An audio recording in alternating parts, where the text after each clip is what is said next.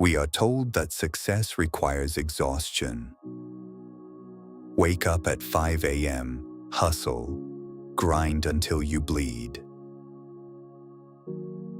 But what if the ultimate form of power looks exactly like doing nothing?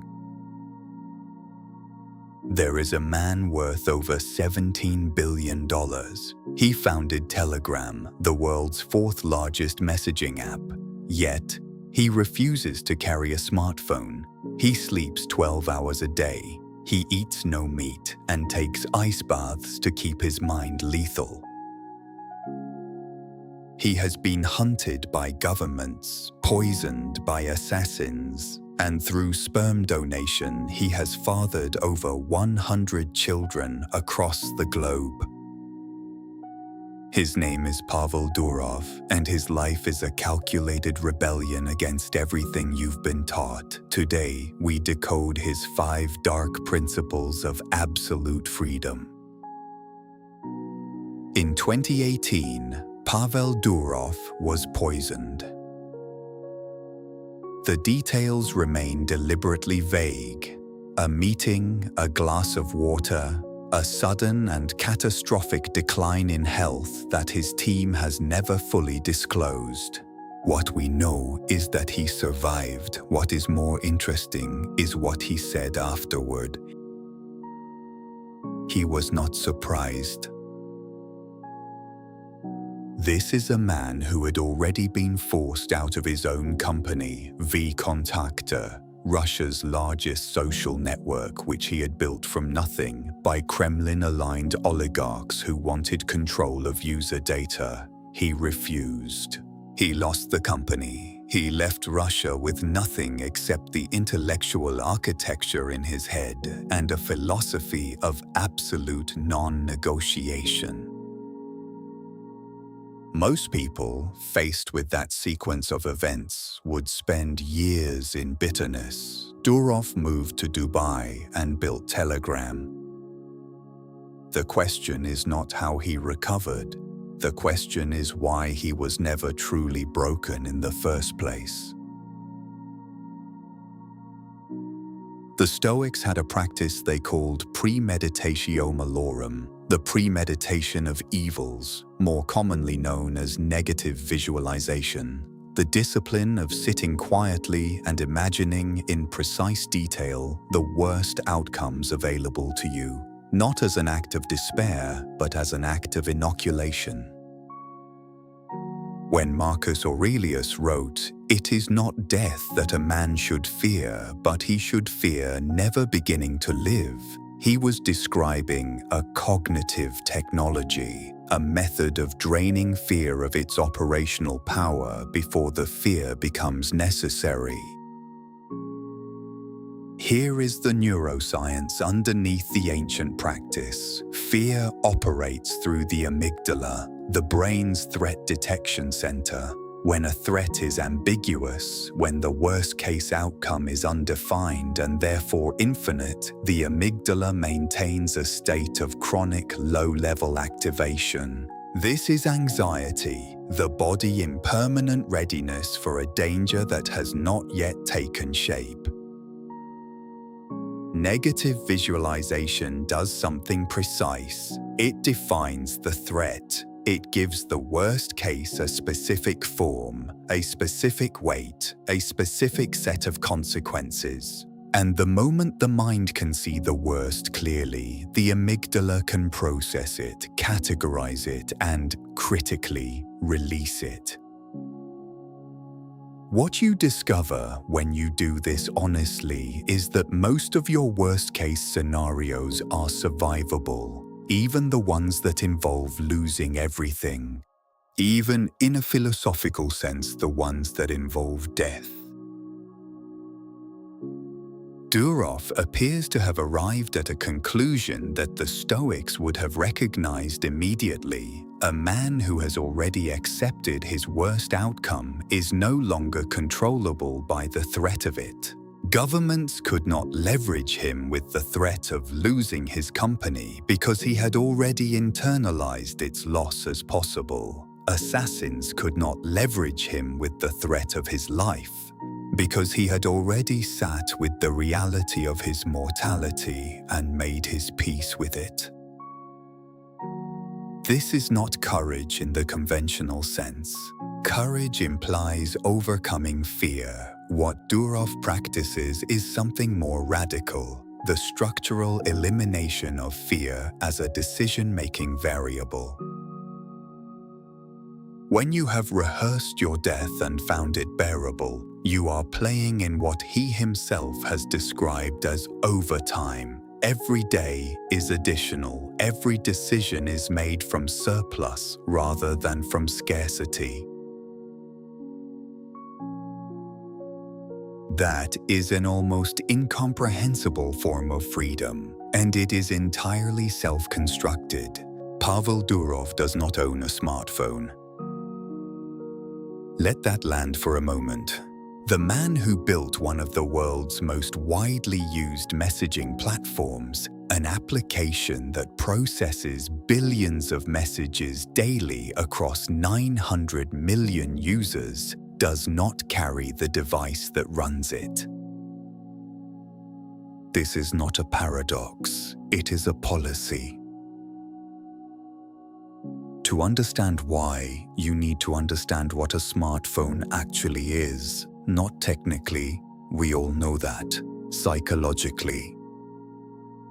A smartphone is an intermittent variable reward machine, functionally identical at the neurological level to a slot machine. Every time you check your phone, you are pulling a lever. Sometimes there is a notification, sometimes there is news, sometimes there is nothing. The unpredictability is not a bug in the system. It is the central design feature. Unpredictable rewards produce the most compulsive engagement, which is why behavioral psychologist B.F. Skinner could train a pigeon to peck a lever indefinitely using variable reward schedules, and why you have checked your phone within the last 90 minutes, even when you were not expecting anything. But Durov's concern runs deeper than distraction. He is warning about something more systemic, what we might call information homogenization. Here is how it operates. Every major platform runs on a recommendation algorithm. That algorithm has one objective function: maximize engagement.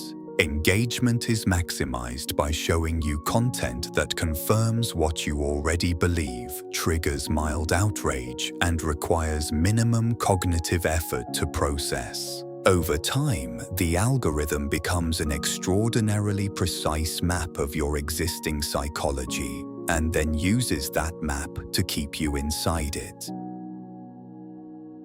The result, at the individual level, is a person whose worldview is being quietly narrowed by a machine that profits from narrowness. At the population level, it is millions of people consuming nearly identical information diets, mistaking the algorithm's selection for reality and becoming progressively less capable of independent thought.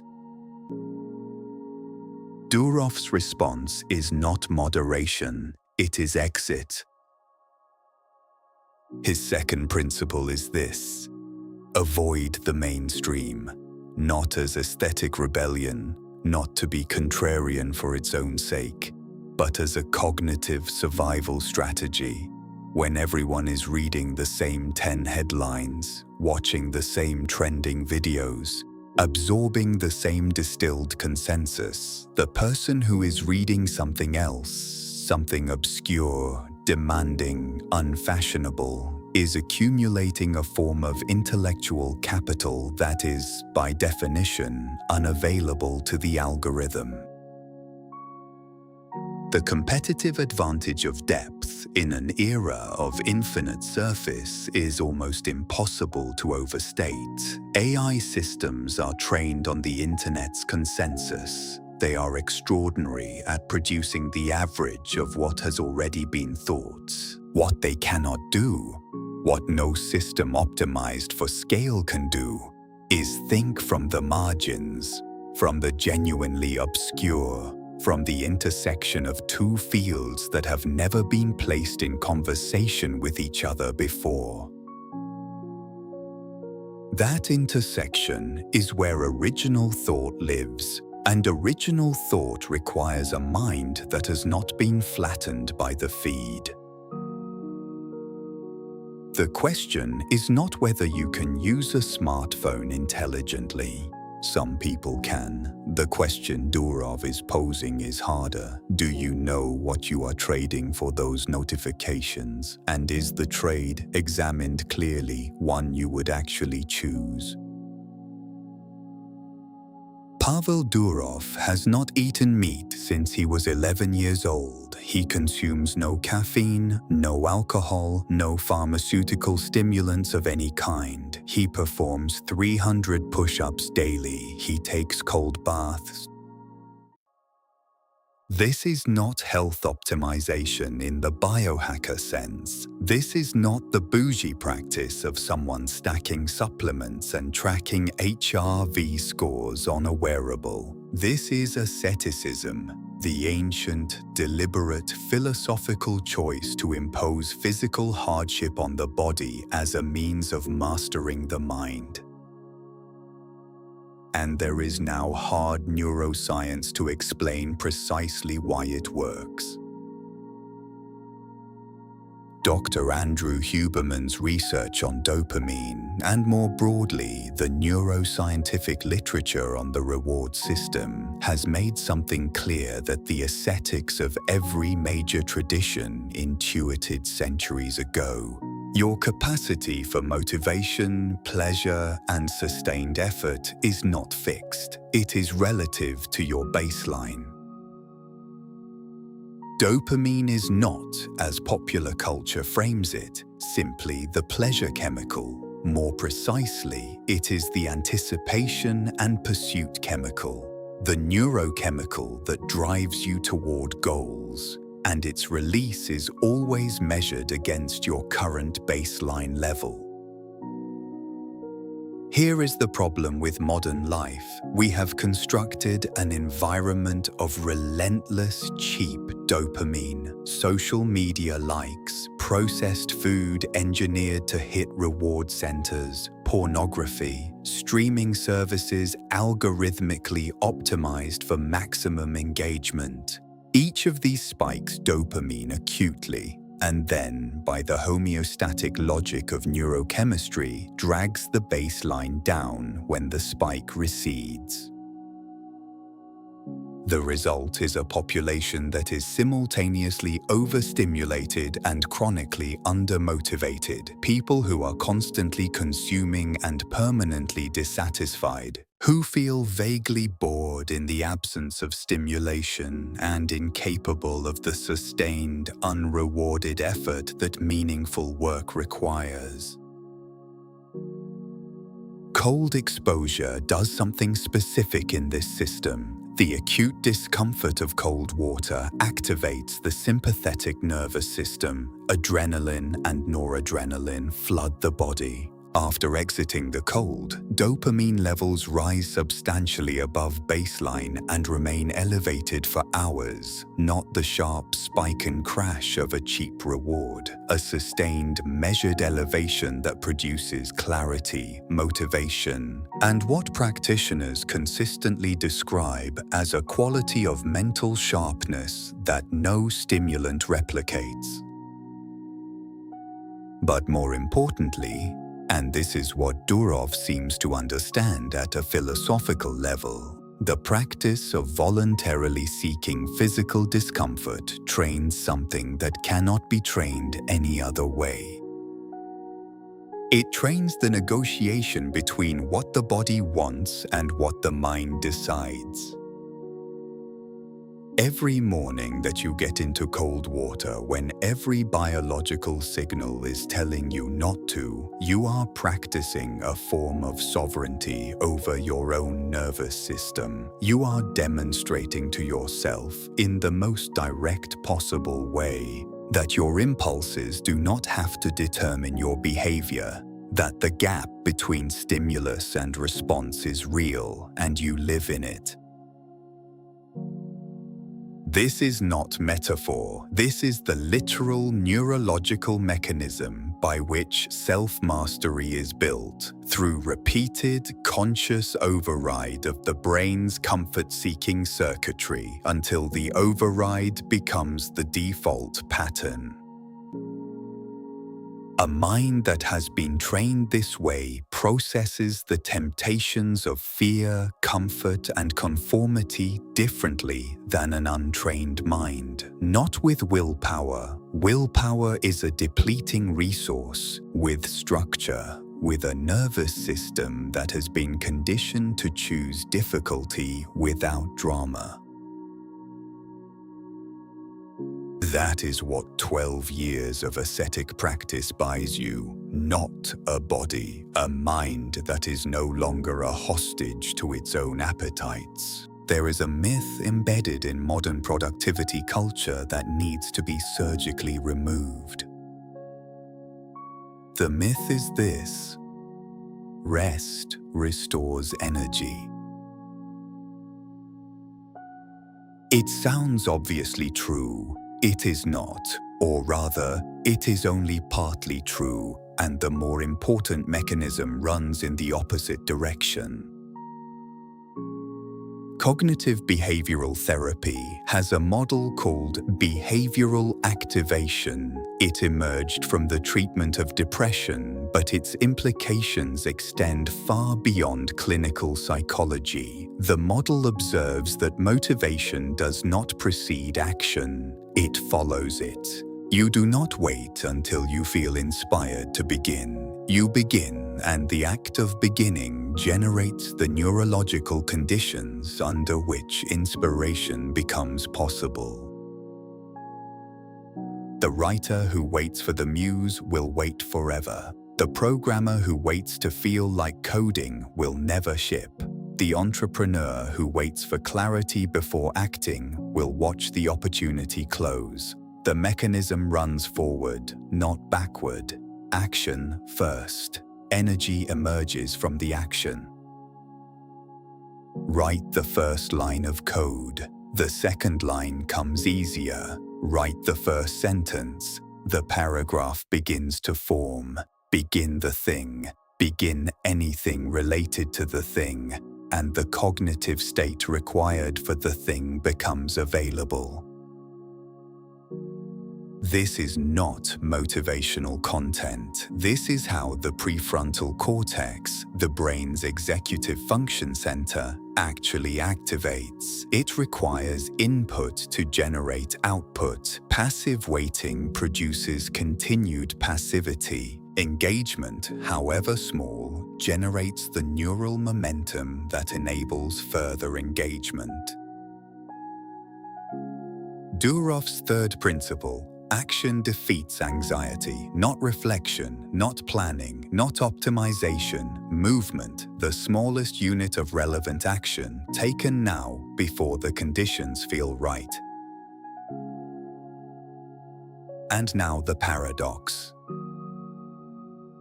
The same man who preaches action over inertia sleeps 12 hours a day. The same man who built a platform connecting 900 million people does not own the device those people use to access it. The same man whose third principle is move has constructed a life of extraordinary, deliberate stillness. This is not contradiction. It is the architecture of deep work. Cal Newport's framework for cognitive performance makes a distinction that most people intuitively resist because it indicts their current behavior. He separates deep work, cognitively demanding, distraction-free, high-value creative or analytical effort, from shallow work, the reactive, low-depth, highly interruptible activity that fills most modern knowledge workers' days. The research on this is unambiguous. The human brain is capable of approximately 4 hours of genuine deep work per day. In some individuals, slightly more. In most, somewhat less. Beyond that threshold, the quality of cognitive output degrades regardless of hours invested. The person who works 12 focused hours is not producing 3 times the output of the person who works 4. They are, in many domains, producing less, while generating significantly more cognitive fatigue, decision degradation, and creative depletion. Durov's 12 hours of sleep is not indulgence. It is the recovery protocol of a mind being used at full capacity. His refusal to carry a smartphone is not technophobia. It is the elimination of the primary mechanism by which shallow work colonizes deep work time. Every notification is a context switch. Every context switch costs the brain approximately 23 minutes of recovery time before it returns to full depth. A person who receives 50 notifications in a workday has not worked a full day. They have executed 50 micro-interruptions interspersed with shallow recoveries. Durov is not doing that. He is protecting something rare and genuinely scarce, uninterrupted cognitive depth, the kind of thinking from which billion-dollar architectures emerge. The kind of thinking that is unavailable to the person whose attention has been sold in 1-minute increments to 17 different platforms. Less information, more thoughts, less availability, more creation, longer rest, sharper hours. Less is more, not as aesthetic philosophy, but as a precisely calibrated cognitive strategy. Pavel Durov keeps his liquid wealth primarily in Bitcoin. This is not an investment thesis in the conventional sense. It is a structural decision about dependency.